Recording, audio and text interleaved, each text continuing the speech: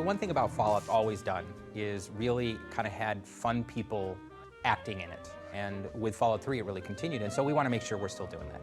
And obviously, you have Ron Perlman coming back. Ron Perlman has been the voice of Fallout for so long, it was kind of like, well, of course, he's going to be the narrator. You are a courier, hired by the Mojave Express. It's nice to be working on this same character for this many installments over this span of time. The legate is crowned as the new Caesar. We really took it character to character and just looked for who would really be the best voice for the role. The man who tried to murder you, who's voiced by Matthew Perry in the game. This guy is the leader of a gang called the Chairmen. I play Benny, who is a very driven, kind of Rat Pack type guy. Baby, you can't just leave me tied up.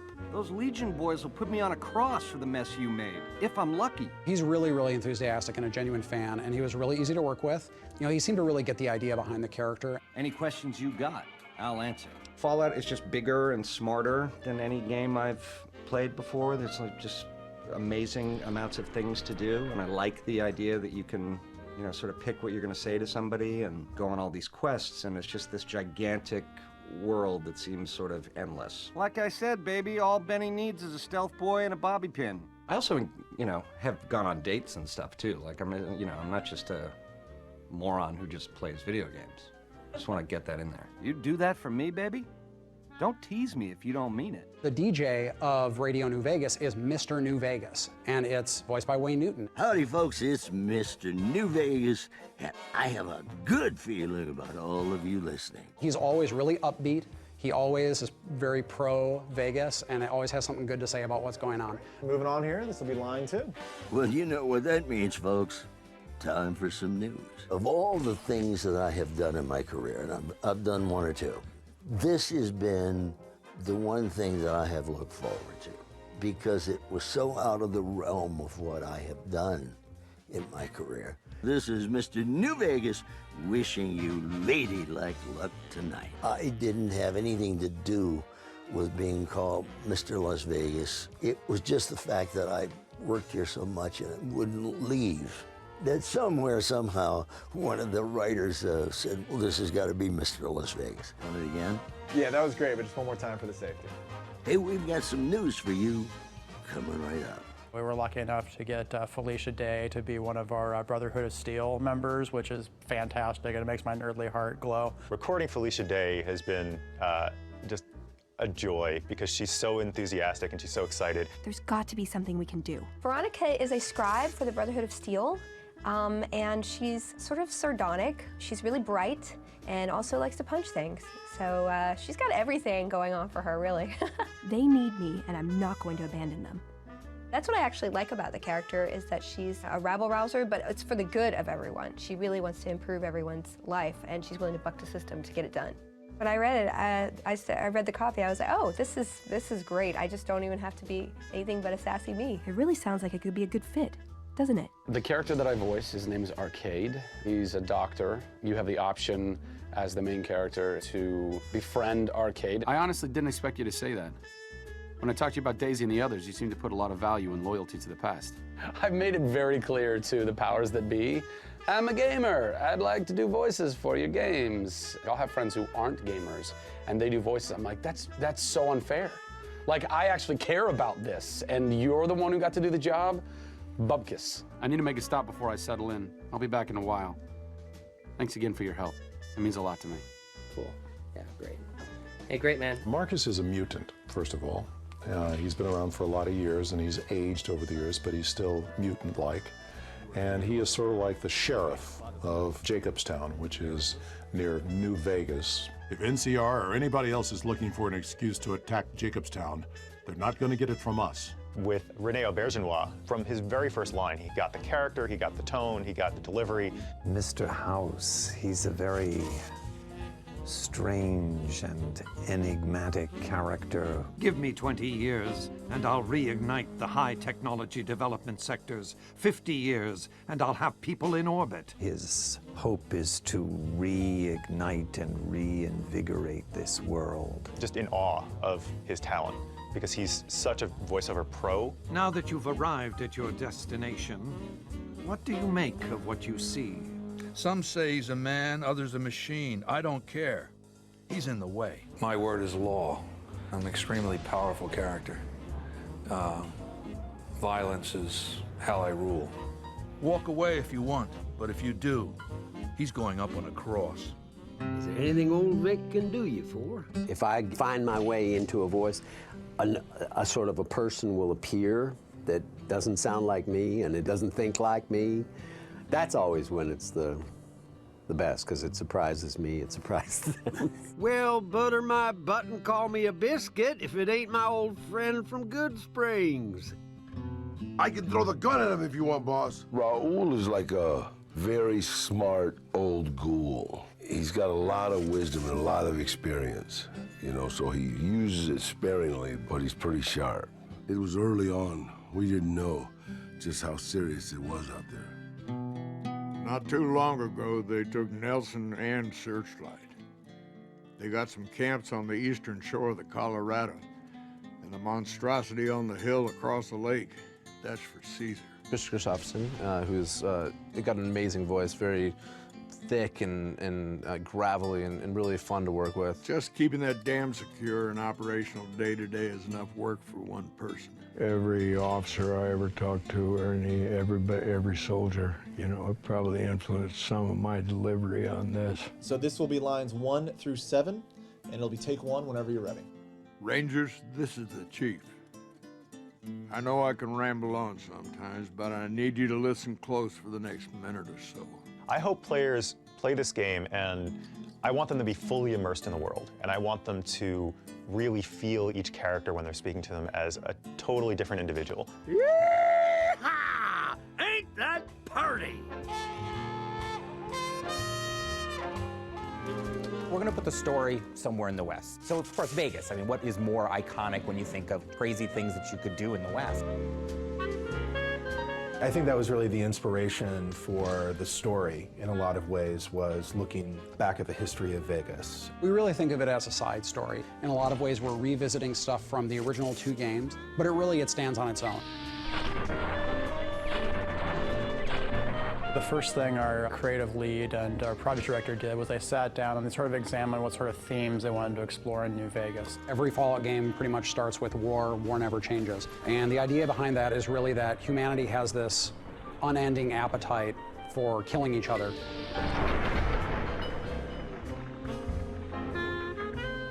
Thematically, if you're going to do a game about Vegas, you have to deal with the theme of greed. And so that's something that kind of suffuses the game. We've tried to do a lot of reversals with the title, so sometimes we're going to show you why war is absolutely necessary. Fallout New Vegas is a post-apocalyptic role-playing game. It's set a couple of hundred years after a cataclysmic nuclear war between the US and China, and it takes place at a time when the city of New Vegas is actually being rebuilt. What ties the story in is the themes of Fallout. It's always centered around water. Where are people getting water? And in case, you know, there's a big area right around Vegas that has a lot to do with water. Hoover Dam plays a massive role in the game. Hoover Dam is like the pot of gold that everybody is fighting over, because in this post-apocalyptic age, to have something that can produce electricity and also water is worth, you know, everything. Fallout 3 starts with you being born, and you're a baby, and you go through your young adulthood until you leave the vault. In New Vegas, we wanted to say you start the game in a very Vegas sort of cliche style almost. You are shot in the head and dropped in a shallow grave, so it starts with essentially your would-be death. After you're shot and left for dead in a grave, you know, you might have some desire to go see what the whole murdering business was about and why he wanted you dead in the first place. In the course of trying to resolve that one conflict, you get pulled into larger events. So in this case, you're trying to find the people that killed you and what they were trying to get from you. In this case, it was a package you were carrying. So, of course, as you go around, you find out that what you were carrying is centrally tied into this major conflict in the area between New California Republic and Caesar's Legion and Mr. House, who's the guy that sort of runs the strip in New Vegas. Player freedom is very important in the Fallout series, and when we allow the player to basically have a choice in what they do and how they do it, by leaving the plot open in a way that basically they're just learning what's going on in the world, it gives them a lot more freedom in how they want to learn that information. The leader was a New Vegas type. Typical city boy. He had a bunch of great cons with him, probably hired guns. A lot of the story that comes out of a Fallout game is through the player's own experiences. What you want to do is get them a lot of hooks to adventure with and sort of bounce their own ideas off of and their own experiences. Like a lot of role-playing games, but I would say even more with Fallout, it's about choice. You know, do I want to be the nice guy? Do I want to be the bastard? I mean, they can go through the game just blowing everyone away at a moment's notice. They can level whole towns. They can kill everyone all the way up to the very end of the game. And we also want to make it possible for those that want to be very pacifistic and more speech-oriented and try to be a good and all-around good person. They can just leave the story, go off into the desert, go into some crazy vault, come out, just pick it up again. They can shortcut parts of the story. Really, I said, it has to start like this, and it has to end with some big conflict between humans about very human concerns. But where you go along the way is sort of what we've been defining over the course of the development process. Another thing about the Fallout quote-unquote story is what you're trying to do is just make sure that the characters you present in those environments, you want to give them a lot of depth. You want to give them a lot of purpose. There are too many characters for me to count how many we're introducing. This game is not, it's set in the future, but it's set in an alternate future. So we can take a lot of inspirational sort of figures from Vegas history and use them as sort of ideas for new characters or main antagonists. So one of the major characters, Benny, is sort of like, if you look at his sort of visual look, he's kind of inspired a little bit by Bugsy Siegel. Ring-a-ding, baby, ta-ta. We have a kind of enigmatic overlord of New Vegas named Mr. House, who is patterned after the historical Howard Hughes. Now, because of your carelessness, Benny has fled the Strip. Caesar is the head of this rather frightening faction called Caesar's Legion that's looking to conquer this region. I want Mr. House knocked out of the game. A quick 1-2 punch. These bizarre characters and their sort of twisted things that they do, it's a really big part of the setting. And it's important that even though we have these terrible situations that people are in, they're punctuated by these moments of bizarre humor. Please don't do no harm to me, mister. At least the way it's not my face. All I got left is my rugged good looks. Because the people you meet at different points in the game can actually join you as companions and actually fight alongside you, that sort of gave us a really strong opportunity to have them reinforce the story. People are really going to enjoy our companions. Raul is very distinctive. He's a ghoul that has been traveling up from Mexico for like hundreds of years, basically, and just living in the desert. And so he has all these crazy stories to tell and really interesting personality. I'm not much use besides being a portable encyclopedia, really. I guess you could use me as a packed Brahmin.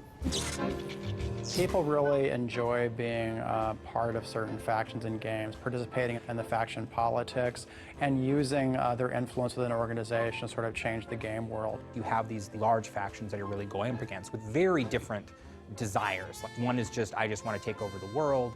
One is, I want Vegas to survive and me always on top. They can side with the New California Republic in the war effort. They can side with Caesar's Legion. They can choose to support Vegas, or my personal favorite is that you sort of blaze your own destiny, and depending on the alliances you form with these factions, that sort of determines the future and fate of the world. The environment is genuinely reacting to what you do as the player. You have a pretty extraordinary amount of control over the outcome of the game.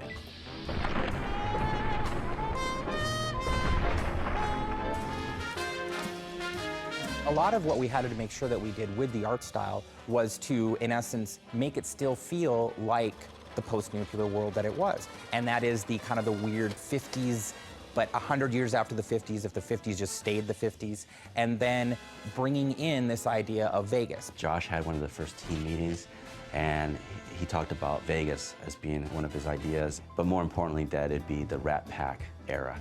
And when he said that, then I was just joyous, because it's just great aesthetics at that time. When we started the game, there were a few things aesthetically that we knew we wanted to do. We wanted to make sure that the architectural style of homes, and as well as the casinos, either reflected 50s style from the Vegas era, or it reflected an even earlier time, more like the settlers of the West. But it's all about Vegas. And so we want to make sure that we have this feeling of sort of this neon, and again, it feels like you're going in there and you're playing around with the mobsters, you're playing around with the Rat Pack. So much of Fallout is bleak. Everything's been blown up in Fallout for the most part, but the Las Vegas Strip is unique in that no nuclear weapons hit it. So when you go in, you're immediately struck that this is really one of the last places that still feels like old civilization. Our team, I think, got up to, including animators and myself, we're about 22. We have a lot of great people here, character artists, we have concept artists, world builders, prop artists, and they all have different backgrounds. We have folks like Brian Menzie, who's got a long history with the franchise, but then we have folks like myself who are new. So I think the combination of the different experiences really brought the quality bar up. It takes a lot of work and a lot of people. Usually what we try to start off with is just a general idea of what are the main things we're looking to see in different parts of the world. There's tons of images out there, so a lot of it was just looking at the strip in the early 50s and early 60s, just to see what was different about it then. Joe Sanabria had a pretty good lock on the style of Vegas itself and the casinos. I wanted to sort of immerse myself more in especially the desert sort of style. I took a motorcycle trip through the desert, basically going all around the outskirts of Vegas. Traveling by motorcycle, you get a lot more opportunity to sort of see the area around you. This is just a different feeling from driving in a car, I think.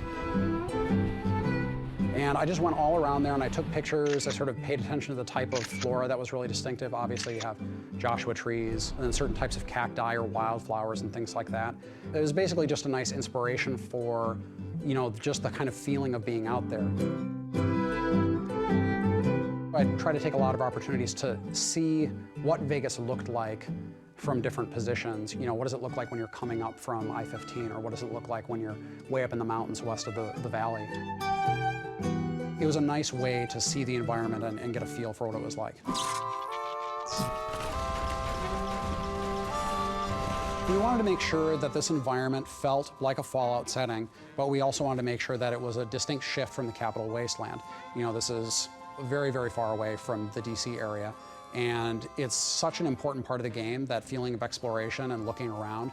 We wanted to make sure that there was a distinct shift. One of the biggest differences is the lighting. In the Southwest, artists come from all over the world to try and paint and photograph in this kind of light that we have down here.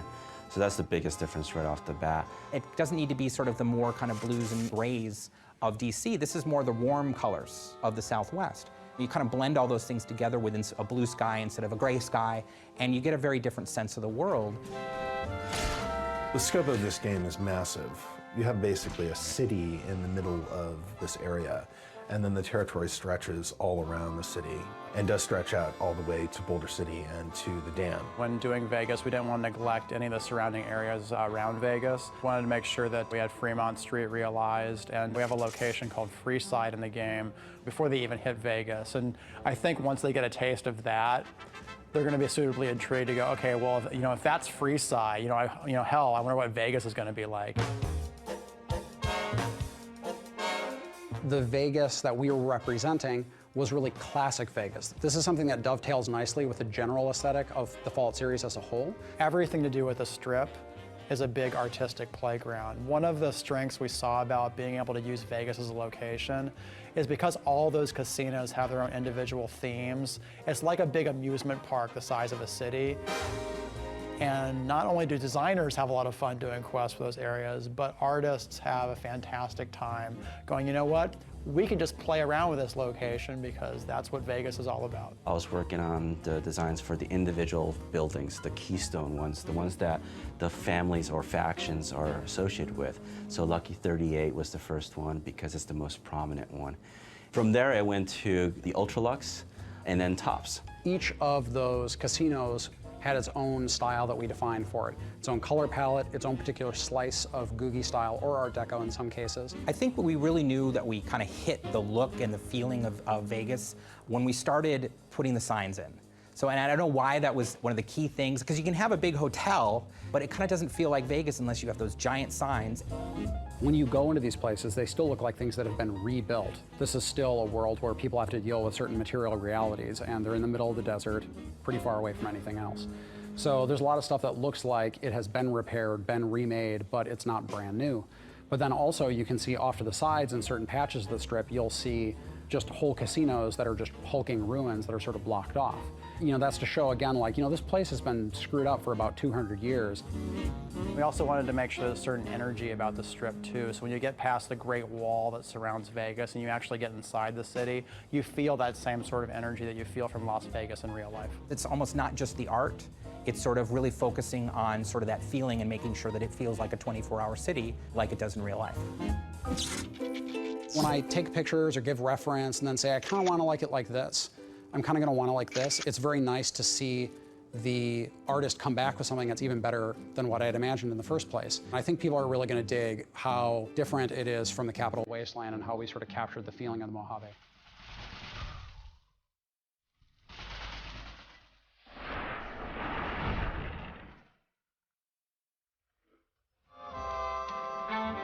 People who I knew who'd never played role-playing games and certainly had never played Fallout, curse them, they picked up Fallout 3 and started playing it. Had a fantastic time, which, you know, kind of surprised me because I always considered Fallout 1 and Fallout 2 to be very much a role-player niche market. Fallout 3 kind of bridged that gap where it's like, you know what, it's easy for you to get into this game, and once we've got you trapped there, there's a lot of complexity and a lot of things for you to do, and we've got you hooked. We wanted to make sure, when looking at the mechanics for the game, that we weren't trying to reinvent the wheel. A lot of people like Fallout 3. A lot of people like Fallout 3. So the experience should feel familiar to them. There were places where we could give them more options and more interesting sort of tactical choices to make, whether that's in the role-playing game system or in the combat system or just in general in the game. We wanted to explore the ways that we could do that. The whole premise of Fallout is about giving the players at least 3 ways to solve each quest. Like, one of the big strengths of Fallout is it has a very detailed character creation process, and that process, right down to each individual skill, individual perks you've chosen, the game world specifically reacts to those things. That's kind of one of the design philosophies for the franchise. I think that people are going to notice in the conversations that we try to let the player in on what the mechanics are a lot more. When skills are being called on or when reputation is being called on, instead of hiding things from the player when they don't qualify to do something, we always show the player to let them know that there's something there. By highlighting those things, the player knows, like, oh, okay, so if I read the skill magazine or if I come back in another level or if I take this chem, maybe I can make this check. There's a lot of angles to this caper, complexities aplenty. When it comes to our faction mechanics, we're a lot more transparent about when that is triggering something. So when you go to a location and someone says, hey man, you can't come in here, it'll say like NCR reputation. You know, it's like, we don't know who you are, or you've killed our officers in the past, like we're not gonna let you into this place. Those sort of mechanics, I think, are gonna be a lot more transparent than they've been in really any Fallout game. When it comes to going through combat and just having a lot of fun with combat in Fallout New Vegas, we wanted to take what was in Fallout 3 and really expand upon it. And so we've kind of done a lot of tweaks and changes and things like that to really kind of expand the fun of sort of this blend between almost like a turn-based game, which you can do through VATS, or, you know, just being straight FPS. If the person wants to play the game just purely as a shooter, I do think that they will find it in some ways easier. They will find the responsiveness a lot easier to deal with. We've basically overhauled the way combat works and how damage is calculated and how targeting works. It may appear subtle at first, but I think people will appreciate how much more responsive and natural it will feel to those that actually prefer action games. The cinematic kill cam that you get when using the VATS in Fallout 3, for example, which a number of people like, you know, watching the critical hit. With New Vegas, you can actually still get those cinematic kill cams outside of VATS if you're doing really special moves with your weapons. VATS is an amazing system that allows you to kind of play this immersive first person, getting shot missiles and bullets and laser beams coming at you from every angle in real time, and you can immediately go to this system, VATS, and you feel like you're in control and you can play the RPG. It's just a great kind of melding of how people play games now versus sort of, you know, hinting back to how we used to play. Even a really skilled player, they still have to play the role-playing game's statistical system. So they have to advance their character, get more hit points, get better equipment, and then they can tackle those challenges. If they try to take a low-level character with low-level equipment, into a high-level area occupied by Deathclaws or Nightkin super mutants, they're gonna die. Like, it's really, really hard and challenging. When a person comes up to a conflict, we want them to go through a thought process. It doesn't have to be a long or exhaustive one, but when they say like, do I really want to go in there? Like, you know, they look at their stuff and they're like, okay, I'm gonna go for it. We also wanted to make sure that the mod system for our weapons was very easy to access and use. We went through a number of things where we thought, well, you gotta go to a workbench and you gotta do this and you have to have this skill. But when we came down to it, it's like, well, if you buy these things, you wanna put them on your weapon right away and use them. So when you go into your inventory, you just look at the weapon, you press a button, it shows you the mods for that weapon, you attach them and you back out. So it's a very easy to use system, and it's mostly about just the player deciding, do I wanna spend the money on this mod and do I think it'll be useful?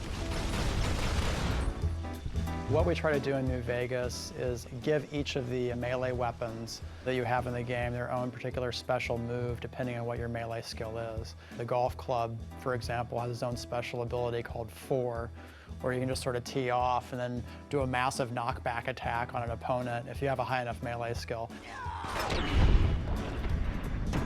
They're incredibly easy moves to pull off with the controls. They're just a little option that pops up, and then once you fire them off, they cost a little bit more action points than a normal attack, but the results are definitely worth it. We want them to come in and go like, wow, this feels familiar, but sharper and nicer, and it feels like I have more options, because we don't want people to fall into a sense of boredom like, I've already seen this before.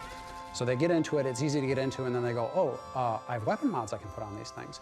Oh, I have these skill magazines I can use to boost things. Oh, I have this thing I can use now. So by doing that, the player, can ease into it, but then they have a lot of flexibility to sort of learn new things over the course of the game. In Fallout, and then in Fallout New Vegas in particular, we really wanted to have sort of a lot of groups that people could interact with. Factions are really important to us. We didn't want to make it something where it was black and white, where you have this small group of good people against a small group of bad people. It's this very complex mixture of these different people and these different factions. The player has a lot of control over what he gets to do in the New Vegas area. He gets to influence what happens to an entire region, and in order to have that kind of influence, he needs to side with one of the factions and sort of decide where he tips the balance. It's all about war, and that's what Fallouts have been about, is war, and so how we're really showing that is war between these factions. We want the player to sort of have that hesitation when they're like, where do I really stand with these organizations? Like, is it really the right thing to back X, Y, or Z? And even if I go off on my own, what does that mean for everyone who's living in the world of New Vegas? We have 3 primary factions, one of which is the New California Republic. Which is this big, sprawling government that's gotten too big for its own good. It's so big, it can't control its own territories, it can't police its own laws, it certainly can't protect its own citizens.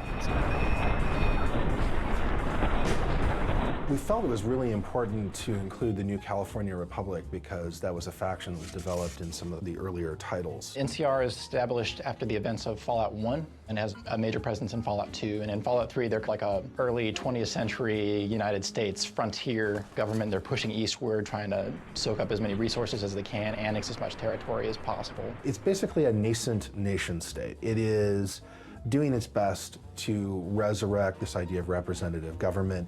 It's also, at the same time, a corrupt bureaucracy.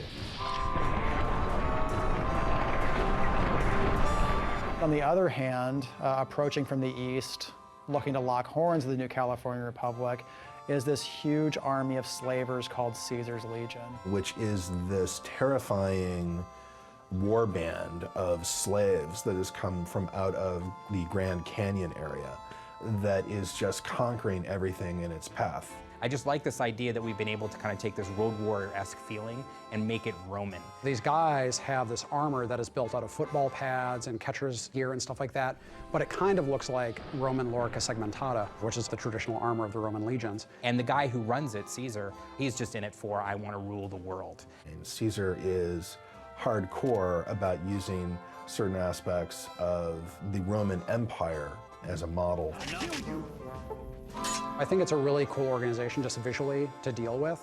And then also once you get into the nuances of their culture, it's a kind of interesting thing. NCR and Caesar's Legion are sort of stalemated at the Colorado River and at Hoover Dam. Hoover Dam is one of our signature locations in the game, and to be honest, it's what everyone is fighting over. It's still able to provide power for part of the region, which is its big draw. NCR controls the dam, but Caesar is right across from it. And everyone thinks that they're just gearing up for a big assault. Time is fast approaching when my legion will assault the Great Dam and invade the west. NCR troops are coming into the area. Caesar's legion is being reinforced from the east, and everyone's just wondering, like, well, when is somebody going to do something? And of course, that's where you come in, is because you kind of help determine when this showdown happens. Of course, Mr. House is playing into it as well, because Mr. House doesn't want NCR to win, ultimately, because he doesn't want them to take control of the Strip. But that's not going to happen, because you're going to work for me. The general idea is that we have the three major factions, Mr. House, NCR, and Caesar's Legion, but then there are all these sub-factions like the Great Khans, the Powder Gangs, the Kings, the Boomers, the Followers of the Apocalypse, and the player can go to those groups and try to shift alliances. There are literally 125,000 factions in Fallout New Vegas. We're probably gonna have to cut some of them. There's the NCR, there's Caesar's Legion, there's the PTA, Mickey Mouse Club, Alcoholics Anonymous is in there right now. Each of the factions has their own style about them. Like the Rangers have a very distinctive style in terms of the dusters, and the Chairmen, the gang that runs the tops, you know, they have a very Rat Pack kind of feel about how they dress. We've actually leveraged that in the game mechanics too, in terms of if you actually wear those outfits in the game, people will recognize you as members of those factions and either fortunately or unfortunately react accordingly. One feature we've added for Fallout New Vegas is the concept of being able to disguise yourself as a member of a faction, even if you're working against them, so you can put on like a military uniform and sneak into a military base. We wanted to make the player feel like the factions were well-grounded, they had very believable motivations. We want the player to experience those factions. We want them to know what politics are at stake and what ideologies these organizations represent. So when they choose what factions they want to work with, it's based on something more than just a gut, they're good, they're evil reaction. So if you support Caesar, or if you support NCR, or if you help the Great Khans or the Kings, it's going to make a big difference. You can decide, you know what, I don't think any of you are really particularly well suited to be running this place, so I'm gonna fix that. That's where you essentially are either the active champion of Vegas, or you basically just said, it's anarchy now.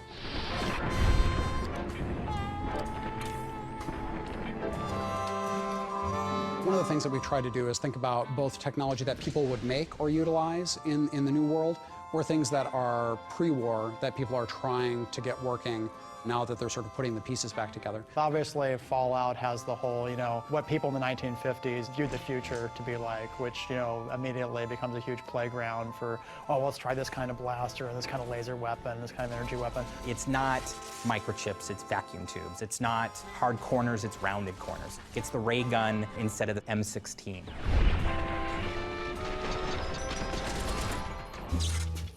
So one of the first things the player's going to encounter in the opening area of Good Springs, he was actually helped out of his early grave by one of the new robots we have in the game, which are called Securitrons. They themselves are sort of this curious blend of sort of sci-fi, you know, crazy technology, yet they have the Fallout twist to them. This huge, hulking monstrosity, the track wheel that spins around as it's going across the landscape. Instead of a head, they have a little computer monitor that's sort of right on their chest.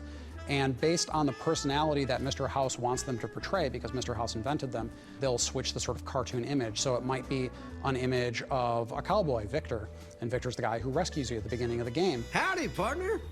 Might I say you're looking fit as a fiddle? When you see that on the video screen, it kind of like disarms you for a second. You're like you're having a friendly conversation with this very large robot that could potentially level an entire city block. And the contrast there is, you know, I think one of the fun things that just makes Fallout Fallout.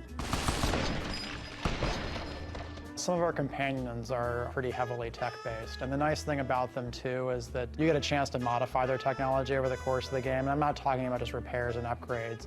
For example, Eddie, the sort of floating eyebot that you encounter early on in Prim, he has a lot more depth than it may seem from his initial beep-boop conversations that you have with him.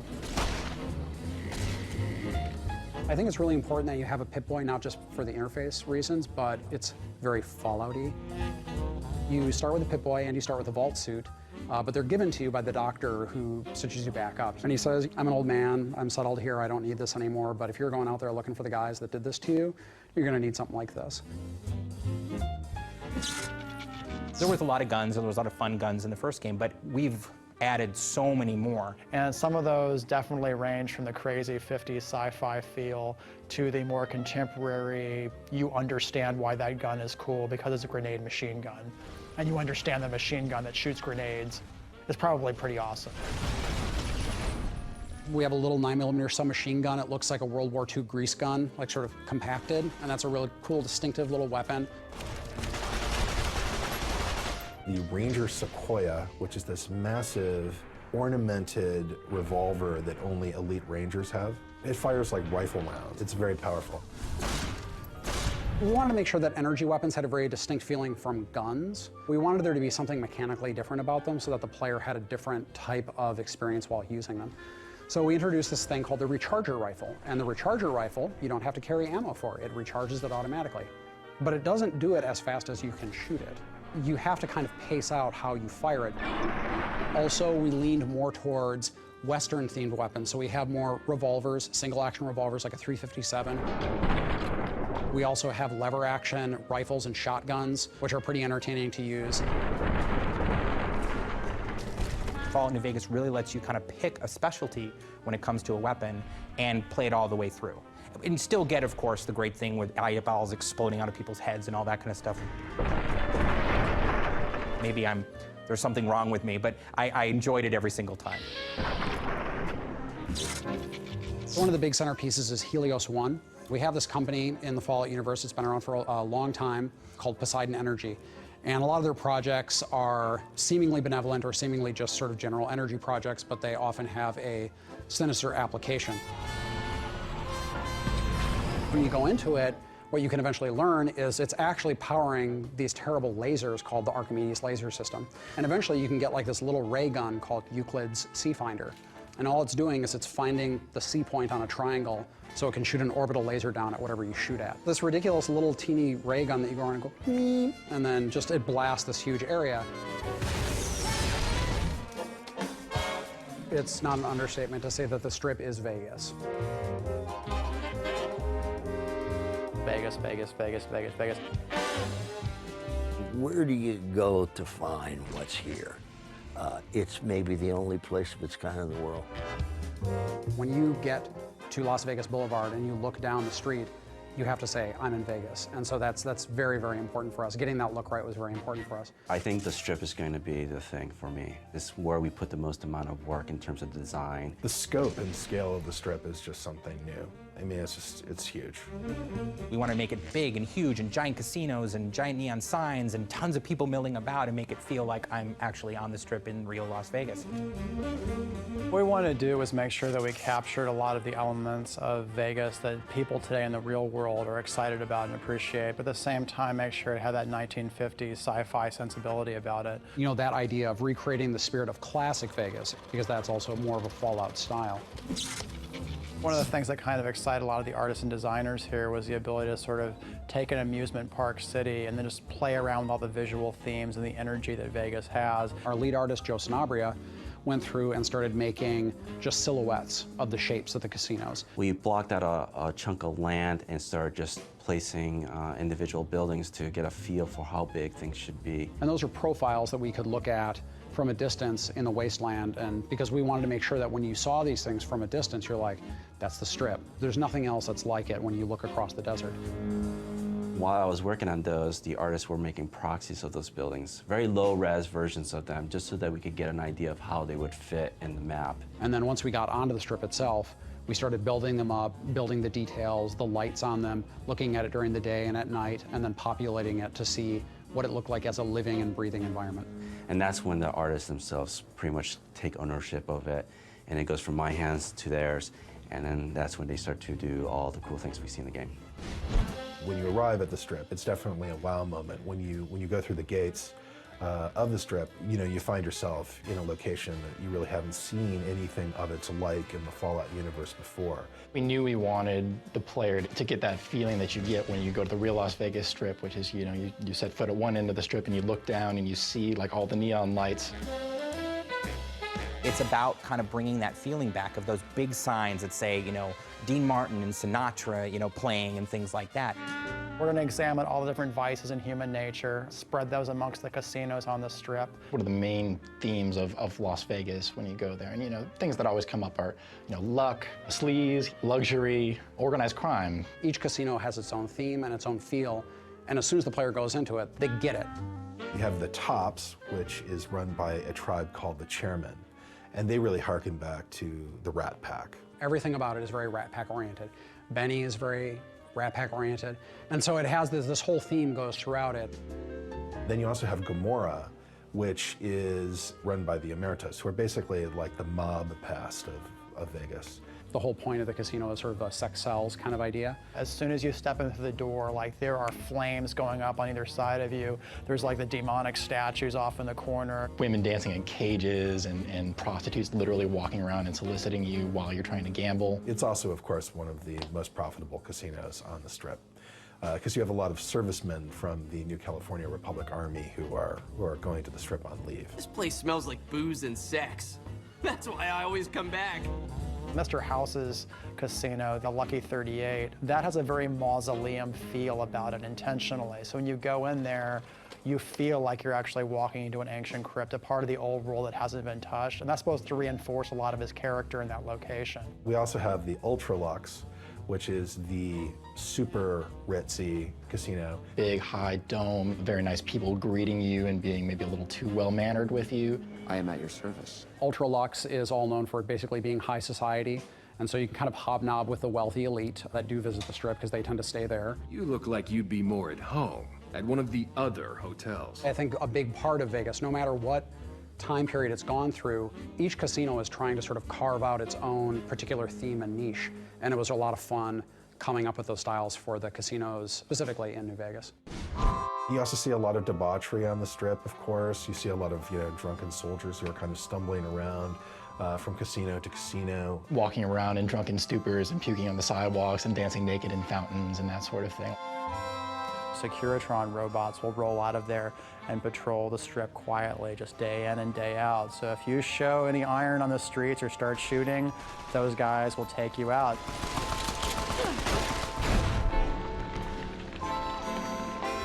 I think players can probably spend as much time as they want on the Strip. We have a whole series of casino games. You can gamble on the Strip. That's the most basic thing, the reason why most of the people are there. There's an extensive series of quest lines that go on within the city, as you know, as one might expect. Players should have plenty to do.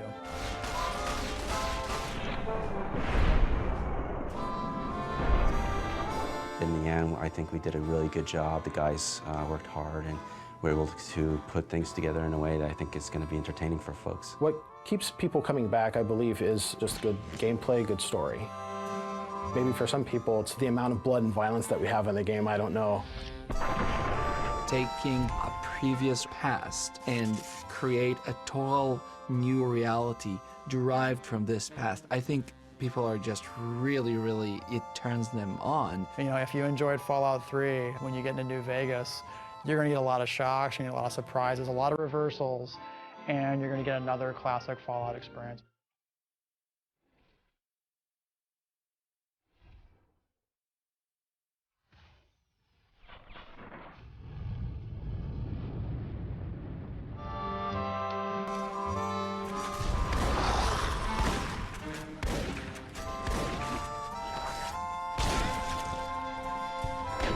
Our audio designers have put a lot of effort into sort of changing the sound. Part of it is because our environments are so open and there's so much desert involved, they wanted to make sure that they had distant sounds and close sounds. What we do is we take the Fallout 3 weapon assets and we have repurposed them so that they sound a little more like they're in the environment of Fallout New Vegas. So you hear the rapport of the sound bouncing off the different spaces and in the mountains in the background and all that.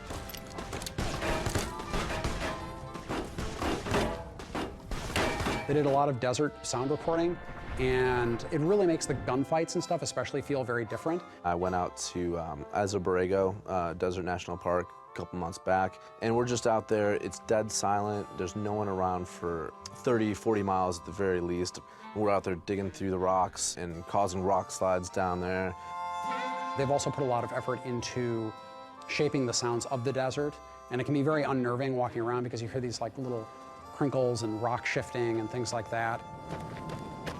Really, they want to make sure that there's a very strong reactive element to where you travel, especially with the music too.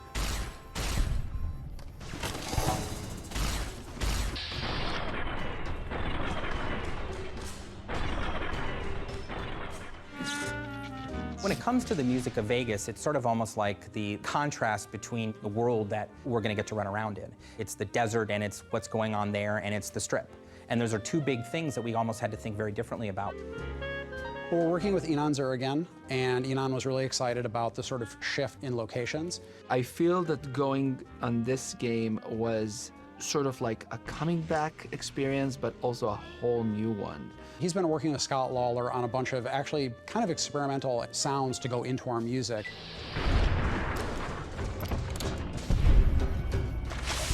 We got together, Enon and myself, and we talked through really what we wanted to do different with this game and how we wanted to differentiate it from Fallout 3. Me and Scott had a lot of discussion before we started. It's like, okay, so, you know, we really want to do this Western style, but it should be decadent, it should be twisted, it should be scary. I think that the choices went more and more toward string quartet.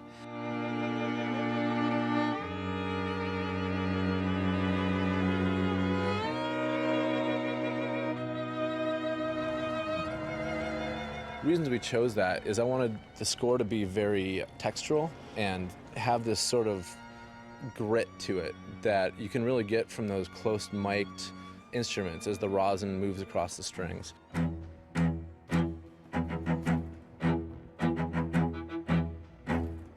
When the player's moving around, they don't feel that the music is just playing without purpose. It always sort of evolves with the action and devolves with the action as well. Took a lot of brainstorming, not only the way the music needs to sound, but also the way the music is going to be construct and deconstruct in a way that it will follow the player, but then in a new way.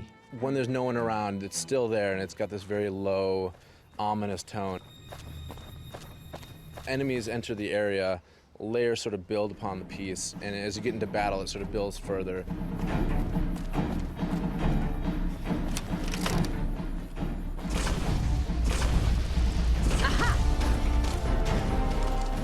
But then we have to take it into Vegas. The Strip itself will be a very interesting challenge because we want to, of course, have the ambient sort of feeling, but also once you get into the Strip, a lot of the radios in that environment are playing Radio New Vegas, which has Mr. New Vegas, which is Wayne Newton, and we'll have sort of classic songs of the era. It really just kind of went from there, and it was smooth, and working with Enon was an absolute pleasure. He came up with amazing pieces. It was exciting to come to work and look at my inbox and find, you know, these amazing pieces of music every day. People are understanding that music for computer games is something that needs to be a very, very high level. I feel the pressure. I feel the demand. But for me, it's just fueling me. It's not really, you know, scaring me.